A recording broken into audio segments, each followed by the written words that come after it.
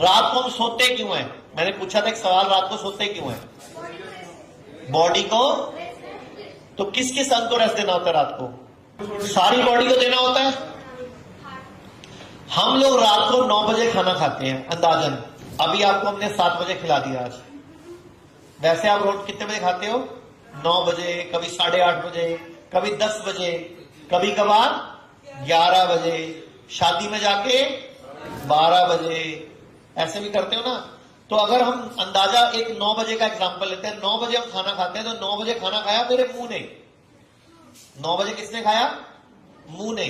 अमाशय में गया वो लगभग 9:10 पे, और रात को लगभग 2 घंटे वो कहां रहा? अमाशय में। 9 से 11 कहां रहा वो? और फिर 11 से लेके 3 बजे तक कहां रहा वो? डुडोनियम और छोटी आंत में, यानी कि वो रात भर यहां रहा बेचारा। फिर 3 बजे से लेकर सुबह 5 बजे तक कहां रहा वो? बड़ी आंत में।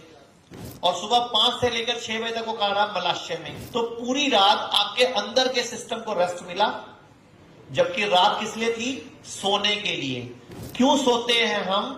क्योंकि दिन भर जब हम काम करते हैं, हमारी बॉडी में सेल्स में टूट फूट होती है, हमारी बॉडी में मरम्मत होती है, रिपेयरिंग, पूरा दिन टूट फूट चलती है। जैसे आप काम करते हो ना, तो मसल्स टूटती हैं, हमारे सेल्स टूटते हैं, हमारी बॉडी में ऑक्सीजन सेल टूटते हैं, हमारी बॉडी में कई तरह के टॉक्सिन्स इकट्ठे होते हैं, फ्री रेडिकल्स इकट्ठे होते हैं, हमारी बॉडी में वेस्ट इकट्ठा होता है। तो वेस्ट बॉडी को निकालना है, तो पॉटी के रास्ते से, स्टूल के रास्ते से हम पॉटी कर ली, पानी हमने यूरिन के रास्ते निकाल दिया, पसीना निकाल दिया, लेकिन उसके बावजूद कुछ माइक्रो केमिकल, कुछ माइक्रो अंदर न्यूट्रिशन जो नहीं एब्जॉर्ब हुआ, नहीं डाइजेस्ट हुआ, या कोई टॉक्सिन वो कहीं ना कहीं बॉडी में रुक गया, तो बॉडी के पास उसको बर्न करना या निकालने के अलावा कोई तरीका नहीं होता।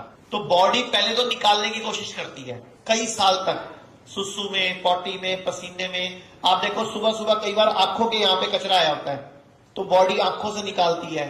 कई बार कानों में से गंद निकलता है हमारे, कई बार नाक बहता है हमारा, तो नाक के थ्रू गंद निकलता है। तो हमारी बॉडी कई बार कोई फुंसी फोड़ा निकालती है आपको। कई बार बॉडी में ना फेस पे फुंसी आ गई, और फुंसी आप फाड़ देते हो तो क्या निकलता है? पस निकलती है।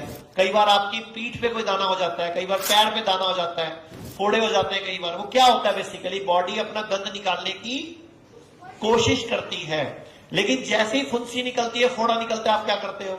आप एंटीबायोटिक खा लेते हो, या कोई वैक्सीनेशन करवा लेते हो, या कोई ऐसी दवाई खा लेते हो, बॉडी फुंसी फोड़ा नहीं निकालती, वो अंदर ही रख लेती है।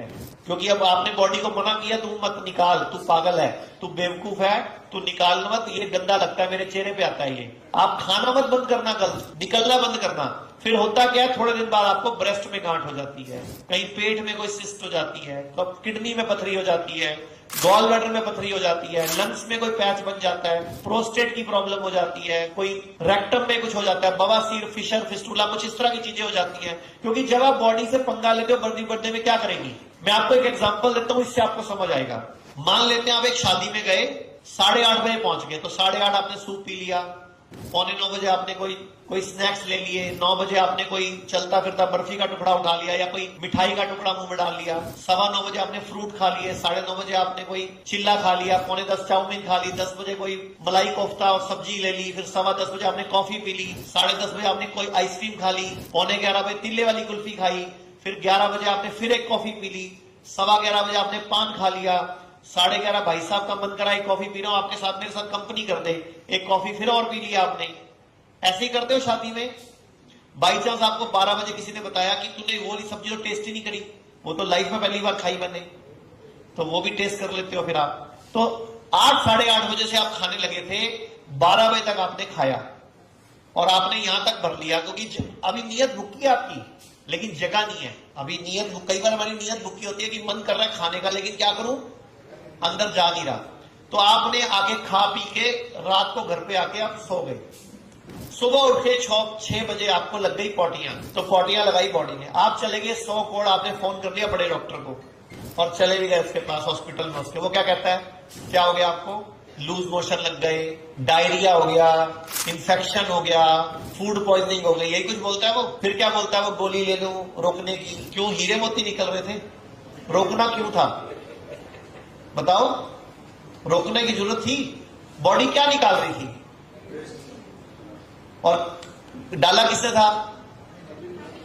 और बॉडी निकाल रही है तो उसको रोक रहे हो आप। तो अगर उसी टाइम आप चले आते किसी 100 कोड हमारे डॉक्टर के पास, आयुर्वेद वालों के पास, होम्योपैथी वालों के पास, ये क्या बोलते, क्या हो गया, ये क्या कहते हैं आपको, ये कोई फूड पॉइजनिंग नहीं बोलते, कोई इन्फेक्शन नहीं बोलते, कोई पॉइजनिंग नहीं बोलते, कोई डायरिया नहीं बोलते, ये बोलते बॉडी सियानी है, रात को मजे किए हैं, निकल रहा है, निकलने दो।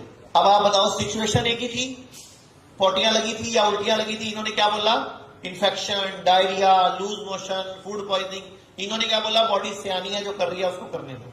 कौन से डॉक्टर के पास जाना चाहिए था आपको? लेकिन जाते किसके पास है हम? बचपन से लेके आज तक गए किसके पास है? तो भुगतान कौन करेगा? आपने बॉडी के साथ पंगे लिए। अच्छा, बॉडी निकाल रही थी, आपने ग्लूकोज लगवा लिया, स्लाइन वाटर चढ़वा लिया, तो बॉडी के अगेंस्ट काम किया ना आपने बॉडी की इंटेलिजेंस को डिस्टर्ब किया कि नहीं किया? हाँ जी, हेलो, किया कि नहीं किया? बॉडी की इंटेलिजेंस को डिस्टर्ब किया।